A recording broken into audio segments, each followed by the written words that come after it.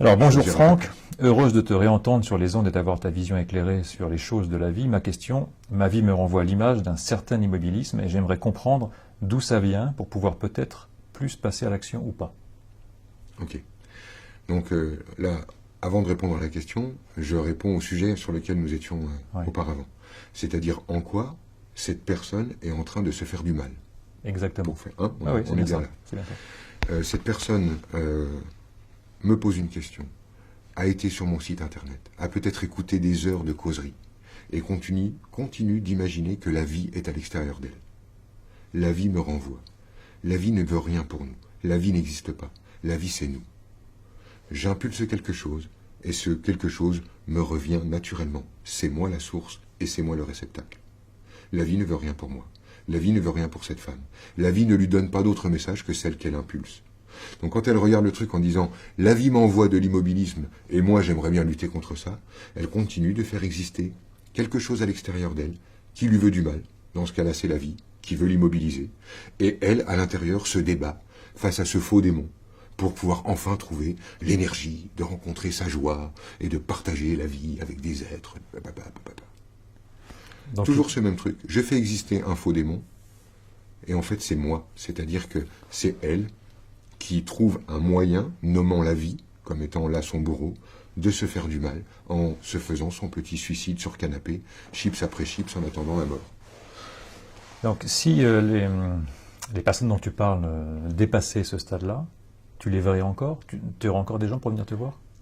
Oui, j'aurai encore des gens pour venir me voir parce que les gens viennent me voir à l'endroit où je suis. Si moi je suis en train de faire le malin sur mon siège à dire les gens font comme ça, c'est parce que je continue de le produire chez moi. C'est parce que je continue de me sentir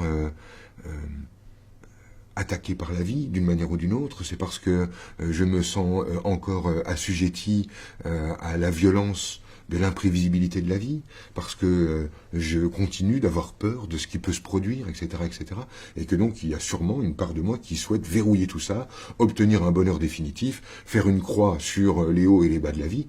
C'est sûrement et simplement parce que je suis en miroir avec ces gens. Ok, passer une question. Attends, parce qu'on n'a pas répondu à la question de cette femme. C'est vrai, c'est vrai.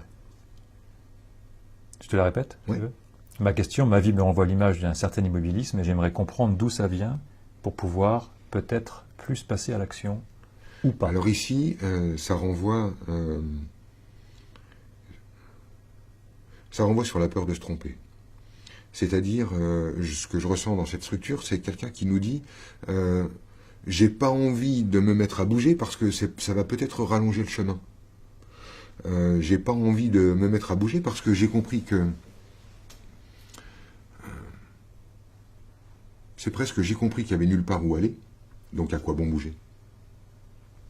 Puis finalement, si je bouge, je vais peut-être compliquer le résultat. Pour le moment, parce que cette question va revenir sous différentes formes, à mon avis, on peut rester juste sur cette notion simple. C'est justement parce qu'il n'y a rien à faire, c'est justement parce qu'on va nulle part, c'est justement parce que la vie est déjà totale et complète dans sa propre nature, donc il n'y a rien à faire, on ne va nulle part, c'est justement pour ça qu'il peut être judicieux de se mettre à agir. Parce que d'un seul coup, à chaque fois que j'agis, c'est un coup dans l'eau, c'est pour rien, c'est gratuit, c'est pour être cette personne-là. Ce que je veux dire par là, c'est que si mon action c'est je vais travailler dans une association, c'est parce que ça dit qui j'ai envie d'être. Pas parce que j'ai besoin, pas parce qu'il faut, pas parce que c'est nécessaire, mais simplement parce que ça dit qui j'ai envie d'être. Donc peut-être que qui elle a envie d'être, c'est d'être assise dans un canapé. Peut-être qui elle a envie d'être, c'est de sortir et d'aller parler avec des gens. Ou qui elle a envie d'être, c'est de voyager, et ainsi de suite. Donc je pense que ce qui est au fond dans la structure de cette femme, c'est est-ce que j'ai le droit de faire des choses inutiles? Est-ce que j'ai le droit de faire des choses qui ne servent à rien? Parce que dès qu'elle a compris qu'on allait nulle part, d'un seul coup, elle a perdu sa motivation. J'ai plein de personnes qui posent cette question-là. Oui, d'autant plus que là, elle ne dit pas qu'il faut qu'elle passe à l'action, elle se demande si c'est bien de passer à l'action ou pas. Oui, c'est ça. Les dernières lettres, c'est ça, c'est ou pas. Ouais. J'écoute ce que je ressens dans l'énergie en dessous, sans trop me focaliser. Pour moi, le ou pas, il est juste un petit clin d'œil pour moi, en me disant, je sais que les choses sont réversibles. Elle est en train de me dire, j'ai compris cette histoire de polarité. Pour moi, le ou pas, c'est juste un clin d'œil. D'accord. Ce que je ressens dans l'énergie en dessous, en fait, c'est simplement de la solitude. Ok, merci pour elle. Précisons qu'on n'a pas mis les noms, donc ça reste anonyme comme question. Donc Franck ne connaît pas les noms des personnes. Ce qui ne t'empêche pas, visiblement, d'accéder à la structure. Non, le chemin vers la structure, il est immédiat, puisque on ne peut pas poser de questions théoriques. C'est-à-dire qu'on ne peut pas s'exprimer en dehors de sa structure. Donc je réponds bel et bien à la structure, mais en enlevant le nom, on enlève le problème d'identification. C'est-à-dire, est-ce qu'on m'a donné une réponse qui me plaît ou ne me plaît pas? Est-ce que la réponse est valorisante ou non? Du coup, c'est plus un sujet. Moi, je peux envoyer et personne va être là derrière pour dire « Oh, mon Dieu, qu'est-ce qu'on dit de moi? Oh, mon Dieu, mais comment me parle-t-il » C'est plus un sujet. On parle à une structure.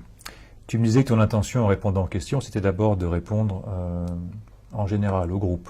Ouais. Pour démonter les croyances.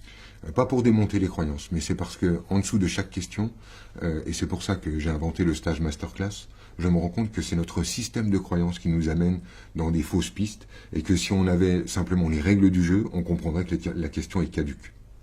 Donc il y a cette partie théorique où j'ai envie de répondre théoriquement, c'est-à-dire à propos du système de croyances sous-jacent, et en même temps simplement pour l'autre, parce que c'est un humain qui est en face et que son doute est véritable, j'ai envie d'amener quelque chose de plus perso pour un petit plus, un cadeau. Un petit coup de main, d'accord. Coup de main.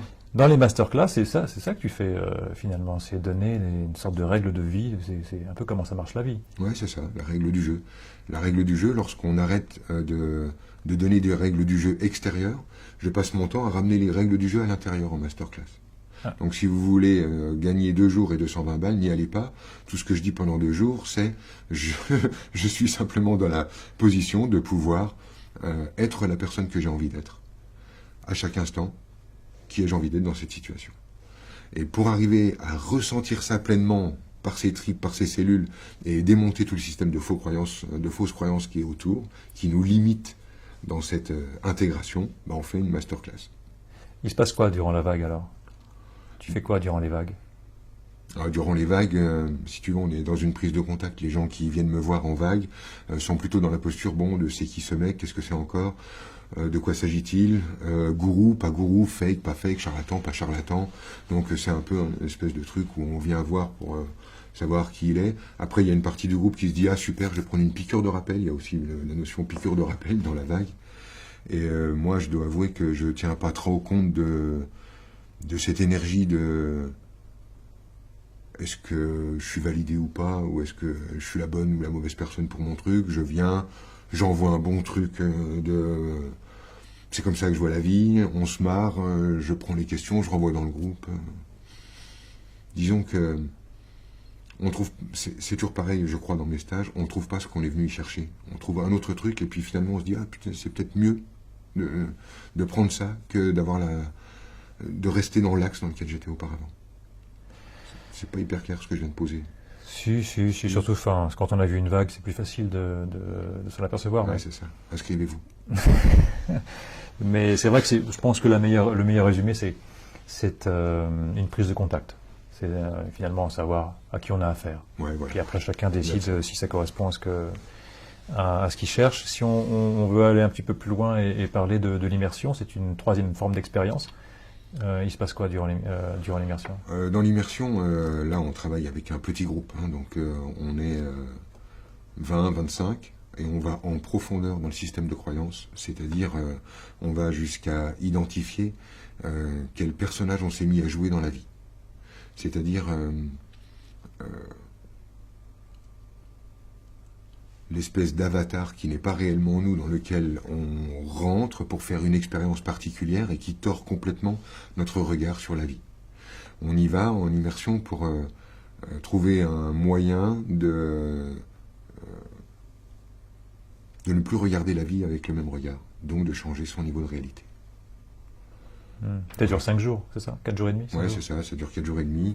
C'est en profondeur, c'est On est là tout le temps. C'est aussi le stage que je fais avec Vanessa qui anime le stage avec moi. Donc ce sont différents points de regard. Et oui, là on prend vraiment les choses au fond. Voilà, c'est en profondeur l'immersion. J'ai croisé une dame il y a quelques temps qui me disait ouais, Franck Lomvé, c'est le gars qui nous déperche. En me disant qu'elle-même, tu l'avais déperché. Ça veut dire quoi, percher?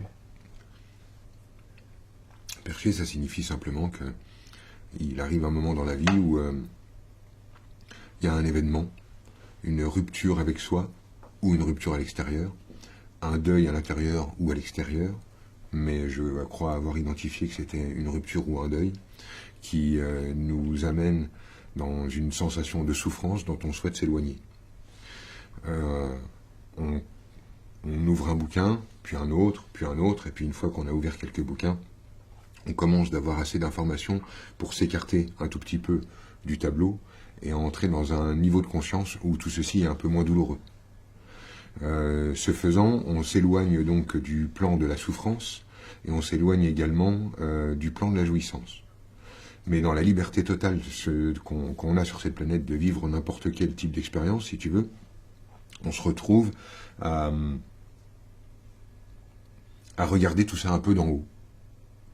On se met même à imaginer qu'on est là pour se purifier, pour augmenter en vibration, pour grandir, pour évoluer. Et on finit par faire un déni de ce qui se passe sur un autre plan, qui est le plan tridimensionnel, le plan de l'humain. C'est comme si tu veux, pour résumer, et après il faut qu'on plonge dans les questions pour que vraiment j'aille là-dedans. C'est comme si on avait mis l'être au-dessus, l'humain en dessous, et qu'on avait dit moi je vais faire la vie de l'être, parce que c'est beaucoup moins douloureux, et puis l'humain en dessous, il suivra tant bien que mal. Et les symptômes de perchage, c'est le sentiment de ne pas être touché, le sentiment d'être équanime, le sentiment de ne plus être dans le jugement, le sentiment de tout aimer. Quand on est perché, on commence de prononcer des phrases comme ça me va, tout me va. On commence de prononcer des phrases lorsqu'on est perché du genre si ça se fait, c'est qu'il fallait que ça se fasse. Si ça se fait pas, c'est qu'il fallait pas que ça se fasse.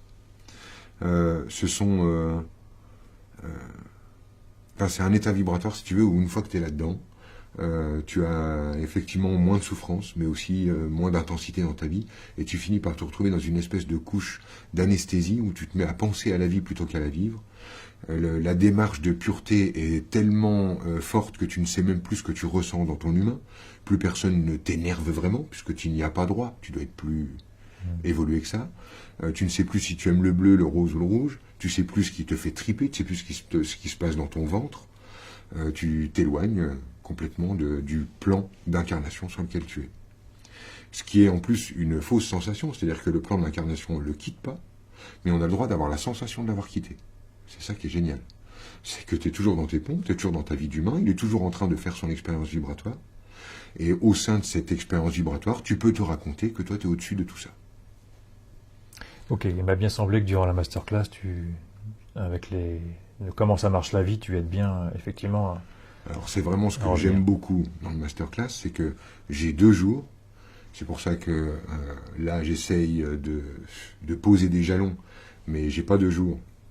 Et les 2 jours, pour le moment, sont nécessaires à ce qu'on reprenne les choses au début et qu'on voit vraiment étape par étape. Et là, on peut le suivre avec notre intelligence. On n'est pas dans un mouvement ésotérique.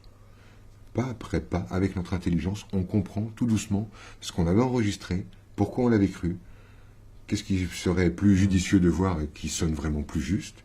Et c'est comme ça que on recrée une nouvelle base sur laquelle là, on va pouvoir faire une expérience un peu plus fraîche.